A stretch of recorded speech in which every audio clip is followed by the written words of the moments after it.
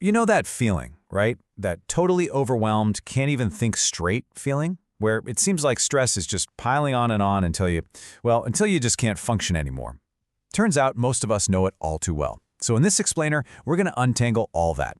We're going to find a clear, logical path through the noise of modern stress. Okay, so let's start with a big one, burnout. We usually point the finger at a single massive project, or maybe one incredibly tough period at work. But what if that whole idea, what if it's just plain wrong? Because as it turns out, burnout isn't usually from that one gigantic project. Nope, it's actually the result of all the small, annoying stressors. You know, the daily little nuisances and background noise that we never deal with. They just pile up. Think about it. Publishing a book is a huge, intense task, for sure. But you only really burn out if you're also trying to juggle a million other things, like family appointments and other deadlines, without ever clearing the decks first. And that pileup of little things, it points us to the real culprit. You see, the biggest reason we break down in today's world isn't the threat we're staring at right now. It's the anticipation of a threat that hasn't even shown up yet. Our bodies have this incredible ancient survival tool. Imagine our ancestors see a tiger. Instantly, their bodies unleash a jolt of cortisol. And in that moment, everything gets reconfigured. Pupils dilate, muscles get a huge surge of energy, and non-essential stuff like digestion just shuts down. It's this brilliant 90-second-long burst designed for one thing: fight that tiger or run like heck. But here's the problem. In our world, the tiger isn't in the room, it's in our head. We think about a scary deadline or a tough conversation we need to have, and our brain triggers that exact same 90-second cortisol jolt. But since the threat is just a thought, 90 seconds later our brain goes, yep, still a threat, and triggers it again and again, and we get stuck in this awful chronic stress loop. So this constant anticipation creates what you could call derivatives of fear, things like worry, panic, and anxiety. But here's the good news. There is a logical, rational way to respond to each and every one of them. So let's open up the toolkit. First on the list is worry. Now, worry isn't a fact. It's not a certainty, it's just a guess, an undecided feeling that things in the future might be less safe. Am I going to lose my job or not? It's this indecision that's so corrosive. It makes you flip-flop. One minute you're frantically updating your resume, the next you're trying to over-impress your boss. You never actually commit to a single plan of action. So the rational response to all that worry is, well, it's almost ridiculously simple. Just make a decision. That's it. End the indecision. Consciously decide, am I going to freak out and act, or am I going to chill out and let this go? If you decide to act, then go all in. Start lining up interviews, make a concrete plan.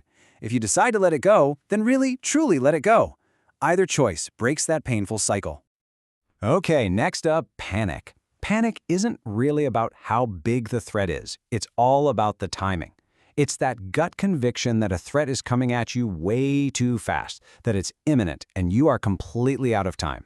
It's that feeling of being rushed that really fuels the fire. Now, the solution here feels completely backward, but trust me, it works. Don't rush. The rational response to panic is to give yourself more time. Look for any way to create a little breathing room. Can you push that appointment back? Ask for an extension on that deadline? The goal isn't to solve the problem faster. It's to create the space you need to solve it calmly. And finally, we've got anxiety. This one's a little different because it's not about the threat itself. It's about you. Anxiety is the story you tell yourself, that deep conviction that you just aren't qualified to handle whatever's coming. It's that little voice whispering, I can't do this, which just reinforces that awful feeling of helplessness. So, the way you dismantle anxiety is to tackle that I'm not qualified feeling head-on. You turn it from a big, scary feeling into a practical, logistical problem. First, ask yourself honestly, am I really not qualified for this? If the answer is yes, okay, now you have a clear path. Can you get some training? Can you find someone to help you? Can you delegate the parts you really can't handle? See, it becomes solvable. So what this whole framework is really about is making a shift from these damaging emotional reactions to thoughtful, logical responses. So let's put it all together in a quick, at-a-glance toolkit you can use. So here it is, the whole breakdown. When the story you're telling yourself is, I'm just not sure what's going to happen, that's worry. And the solution is to make a decision. When the story is, there's not enough time, it's coming too fast, that's panic.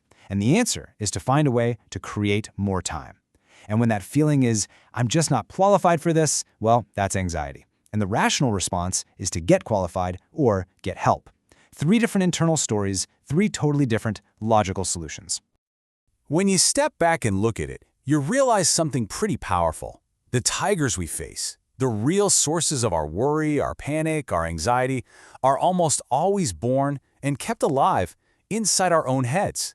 The real stress isn't the event, it's our anticipation of it.